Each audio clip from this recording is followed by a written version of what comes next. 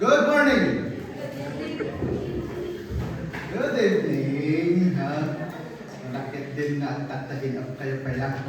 Okay. So, salamat iti daytoy nga oportunidad na maitadan iti adipon ti Apo. Nakaslakon niya nga gundaway nga adang agsao itatta nga rabi iti samuanan iti nagduduma nga rupa. Awon, nagduduma nga rupa, nagduduma nga ayan iti church, nagduduma nga ugali, at salamat iti daytoy nga oportunidad. Kat tinagitad kanya nga topiko nga pagrekusan iti adalan tayo tatta nga rabi kat about iti faithfulness, iti panag-adal iti sao ni Apo Diyos, panag-study iti sao ni Apo Diyos, dadjay iti pagrekusan iti adalan tayo tatta nga rabi. Kat ano aday iti Bible yo, magipaglukat kayo kanya iti Book of Joshua. Joshua chapter 1. Joshua chapter 1. Verse 7 ang gana iti verse 9. Joshua chapter 1 verse 7 ang gana iti verse 9. Say amen. Kano nabiro kanyo? Amen? Okay. So verse 7. Basa dito eh. Only be strong and very courageous, that you may observe to do according to all the law which Moses my servant commanded you. Do not turn from it to the right hand or to the left, that you may prosper wherever you go. Verse 8.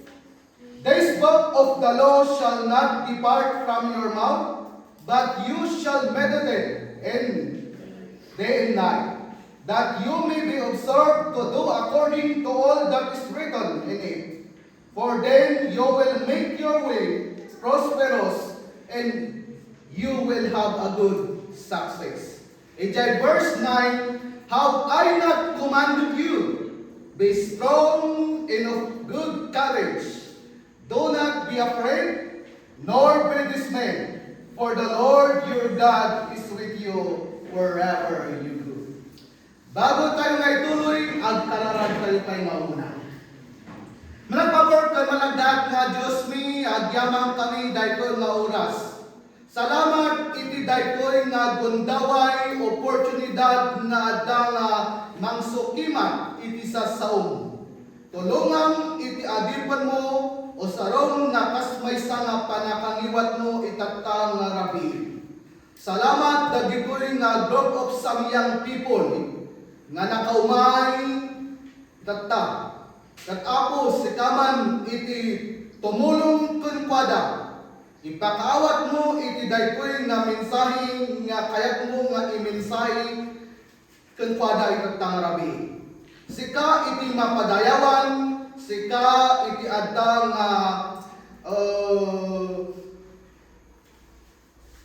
maidayaw iti biyag iti tunggal maysa. Amin dagitoy idawat italag ko kunta ran itinagan ni Kristo. Amen. So daytoy iti maysa nga kayat iti sao ni Apo Dios nga ipakaawat iti tunggal maysa nga namati kani Hesus Kristo. Okay. Tarkaro kunya tayong na adang kuna tayo nga namati kani Hesus Kristo. Daytoy kuma iti laglagipan tayo. Daytoy kuma iti kabil tayo iti puso kan panuno tayo. To be faithful iti sao ni Apo Dios. Dahil ada kuma nga ag-faithful tayo, iti sao ni Apo Dios. Ada kuma nga basaon tayo. Question: are you reading your Bible? sino ti mangitayan? Are you reading your Bibles? Or are you reading iti-text lang? Chat lang, iti gayong ti basbasaan niyo. So daytoy, I hope nga malpas daytoy nga mensahe kat adda ko nga makarit iti tunggal maysa nga adda nga ayaton tayo iti sao ni ako Dios. Tulo lang or talo lang iti adda nga puntos nga kayat ko nga ipalagip iti tunggal maysa. Ang sukli tayo iti verse 7. Anya iti punanan ditoy. Only be strong and very courageous, that you may observe to do according to all the law which Moses my servant commanded you. Do not turn from it to the right hand or to the left, that you may be prosper wherever you go. Pansinan niyo, jay punana dito nga, that you may observe to do according to all the law which Moses my servant commanded. Ito muna nga puntos nga makita tayo doy kat adda nga panagtunog. Obedience. Iti sao niya ako Diyos. Ulitok manan, iti umuna nga makita tayo ditoy kat panagtunog iti sao niya ako Diyos. Anya di ko na ditoy, hanyo nga liwayan nga adda nga tunog kuma iti sao ni Apo Dios. Amen? Tunggal maysa nga namati kan Kristo. If you are a truly son of God, if you are a truly adda nga maysa ka nga anak ni Apo Dios, kasapulan nga adda kuma nga agtunog tayo iti sao ni Apo Dios. This Bible, okay, amin kuman nga nakasawat ditoy, kat adda kuma nga makita kuma iti biyag iti tunggal maysa nga namati. Makita kuma iti biyag iti tunggal maysa nga namati. Gamin, una nga ditoy, obedience to the word of God means carefully following and living according to what God commands. Staying consistent, not drifting away from what is right. Okay. So nga ito'y tayo ay nga makita iti kinaimportansya iti panagtulnog. Nga awan iti serving, iti adang adu, iti amum nga sao ni Apo Diyos. Hanggang nga ibaga kakabsat ko, aading ko nga bawal nga adda nga ag-stop tayo ti knowledge. Kasapulan na jay. Okay? Nga adda iti knowledge tayo iti sao ni Apo Diyos. Ngam tanong agpatinggala ang ijay, aading ko. Nga awan iti application. Haan nga makita iti biyag tayo, iti adda nga maisursuro, maad-adal tayo nga sa sao ni Apo Diyos, it is useless. It is useless, kakabsat ko. Tanos, haan nga makita mo't lang, iti biyag tayo, jay maad-adal tayo ditoy. Yes, you have many more knowledge of the Word of God, but if you are failure in application, it is useless. Adin ko, iti maysa nga tarigagay ni Apo Diyos, iti tunggal maysa nga biyag, iti maysa nga namati, kat adda nga makita ni Apo Diyos, nga datayo, kat habang nagbibiyag tayo dito'y rabaw ti daga, kat we are applying His Word.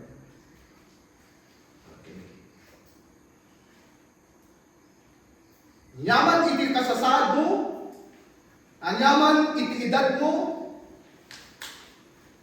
tanos ka, kat may saka nga namatit ko ni Apo Diyos, may inot kuma nga makita iti biyag tayo, iti sao ni Apo Diyos.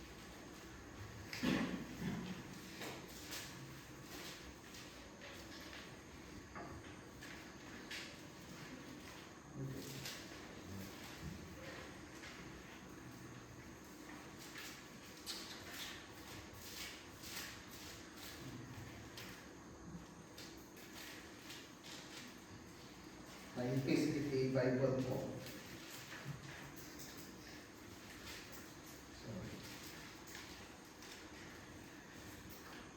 Verse 22, naidiimbaga na. But be ye doers of the word, and not hearers only. Okay?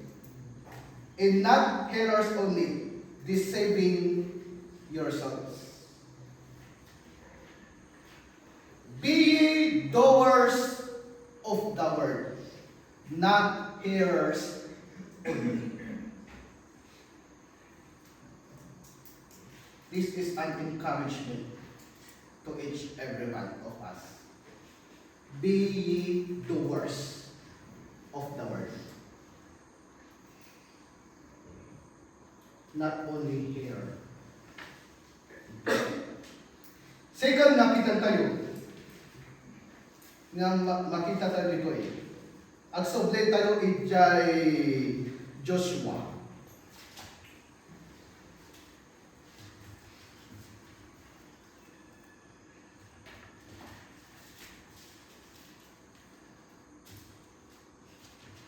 Verse 8. Naidimbaga namot lang isna. This book of the law shall not depart from your mouth, but you shall meditate day and night. Okay. Not only to obey His word, but also to meditate. To meditate. Okay. Meditation, the word of God, means continually thinking about, reflecting on, and focusing your mind on God's teaching. Okay. What is the meaning of meditation? Anyari kahit na nasound ito eh. First, you think deeply about God's word, not just reading only. That is the meaning of meditation. Not only you read God's word, but you you think it very carefully. Aging ko iti pamati. Nyapay, iti ko na dito eh. Keeping it in your mind, on your lips, reflecting on its meaning, asking, what is God teaching me? That is the word meditation. You reflect it in yourself. You ask to yourself, apay na adang basbasaot daytoy. Apay na adang kastoy iti kayat iti saon niya po Diyos. Daytoy iti kunan niya po Diyos. Anya iti kayat niya po Diyos na isuro ko niya. Okay. Not only yung adang basbasaot lang kuma. You question yourself. Okay. I do not know. Tano dat tayo ditoy. Kat every time na adang agbasa tayo, iti sao ni ako Diyos, that you are asking yourself. Or you just only reading it. That is not meditation. So nga daytoy iti maysa nga kayat iti sao ni ako Diyos nga ipakaawat kanya tayo. You meditate the word of God. Iti biyag mo. Every time you are reading the word of God, you meditate it. Amen? Meditation here means keeping God's word constantly in your thoughts, day and night, so it shapes how you think and live. Psalm 101 verse 2 hanggang 90 verse 3. pakibasa na lang iti Bible iti balay. And the last, kapo nga nakita nga agmimisuot kayon. The result. Okay. Agsublit tayo iti verse 8. This book of the law shall not depart from your mouth, but you shall meditate day and night, that you may observe to do according to all that is written in it. This is the result. For then you will make your way prosperous, and then you will have good success. This is the result if you are obedient to the Word of God. This is the result if you are adama i-meditate tayo iti sa Diabo Dios. Anya iti mapasama, you will be successful. Itibiyan mo. When a person consistently reads, meditates on, and obey God's word, ito ko na. First,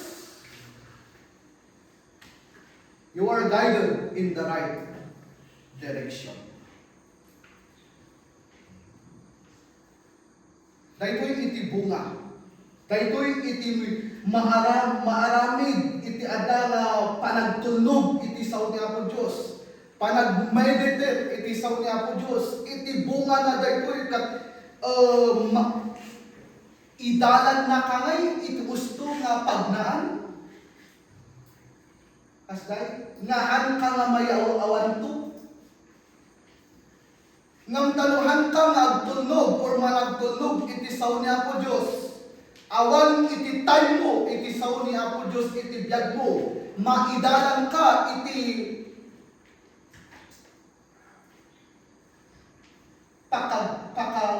babawin ang to.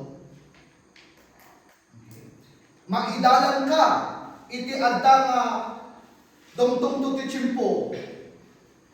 Adda ti regrets. Itipian. Nyabay, iti ko na narito you experience prosperity. The word success, ito you will experience blessing. You will experience prosperity if you are obedient. It is our Diyos. Makita mo iti blessing, panagrikos iti blessing, iti biyag mo. Okay? But if you are not obedient, iti sao ni Apo Diyos, makita mo iti lunod. Makita mo iti mading nga ada nga pasama, iti biyag mo nga kasmaysa nga naman. Kanya Diyos.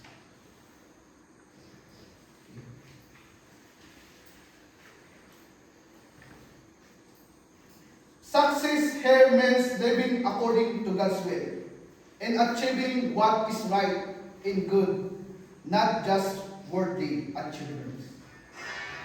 Natikat na nga sa daytoy iti pangtalong nga makita tayo ditoy iti resulta, iti panagtunog tayo, panangin patag tayo, iti saw ni Apo Diyos, iti biyag tayo, agbalin na successful ka. Not only a blessing or prosperity, but God will make you successful. Itibiyag mo. Dito itilubong kabsat ko, iti success, iti meaning, iti success kalkwa dapat jay tanong adangad kumakton, iti balay mo. Dadjay iti meaning, iti success, iti lubong. Tanong adangad nangato, iti pinalpas mo ina korso, tanong ado iti achievements mo, iti biyag mo, ijay nga makita da or ibagada nga successful ka nga tao. Tanong ada iti kwartang, ijay nga ibasida nga may saka nga successful. Ngam iti sao niya po Diyos, anya iti meaning, iti successful, iti sao niya po Diyos. In Bible Dictionary, iti successful kat, iti meaning na kat means living according to God's will. In achieving what is right in good, not just worldly achievements. Dahita iti meaning, iti adang successful. So nga, if you are living in God's will, may baga ka nga successful na Kristiyano. If you are doing what is right, if you know what is right and what is wrong, may baga ka nga successful na Kristiyano. So nga talo, tinakita tayo dito nga adang iso iti adang resulta iti panagtulog tayo iti sao niya ako Diyos. Nya, you will be guided in the right direction. Second, you will experience blessing or prosperity in life.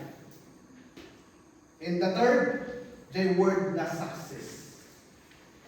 Your life is adanga agbibiyag ka iti pag-ayatan iti ako. Kan adanga agbalbalin ka ng bendisyon. Okay, so daytoy iti adanga kayat iti saudi ako Diyos na ipakawat kanya tayo tatanga rabi. Nada kumang handang kuma iti cellphone, alang kuma iti adanga di adda kanya tayo, iti maripakag tayo iti biyag tayo. No, di kat iti maysang maipakag kuma iti biyag tayo kat no other than iti saudi ako Diyos. Iti sao kuma, iti saudi ako Diyos kat iso kuma iti number one nga maipakag iti biyag. Iso kuma iti maysang bir-biro kon tayo iti panagbiag tayo. Han kuma jay gadgets, han kuma jay love, jay darling mo. I know nga ada dito ada iti dadto mabigil nga ada iti darling nga iti biyag. Nang sapay kuma mas napagpakag kumaday ko kaysa na kita. So nga,ag-review tayo. Umuna nga makita tayo dito, anya iti ada nga kayat, iti sao niya po Diyos, na ipakaawat kanya tayo, obedience. Not only hearing, but also doing. Ada kumang nga i-apply tayo iti sao ni ako Diyos. Second, meditation. You meditate God's Word. You ask, if you are reading the Word of God, you ask yourself, okay, why I am reading this? Okay. In the third, the result. What is the result? Good success. Agkaranak tayo. Managpawork kan managat nga Diyos ni, agyaman kami daytoy nga oras. Salamat iti daytoy nga gundaway oportunidad nga ada nga naibig sa binsar iti saon. Salamat iti ada nga panangi paay mo iti ada nga oras.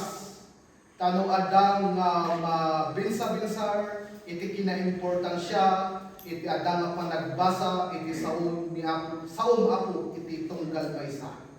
Salamat Apo dahil nga mensahe, salamat iti review, salamat iti panagbagbaga. Aming na gito'y idawat italakukon ka, through Christ our Lord.